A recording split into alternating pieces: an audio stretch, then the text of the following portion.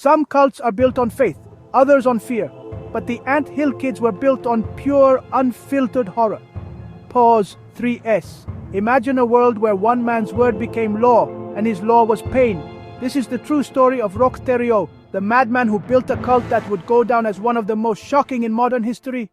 Roch Thériault, a charismatic drifter in 1970s Quebec, claimed he could heal any wound, predict disaster, and save followers from a coming apocalypse.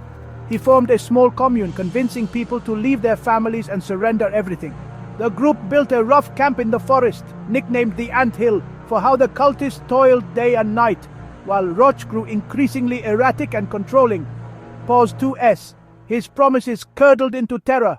Rules multiplied, punishments became sadistic, diets were restricted, beatings and humiliation were daily occurrences.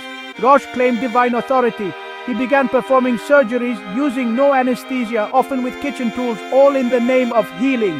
Members who dared question him were tortured, starved, even mutilated.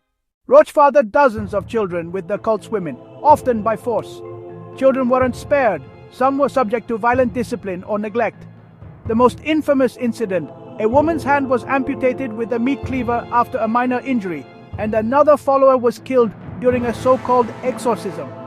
All while outsiders believed this was just a group of harmless back-to-the-landers.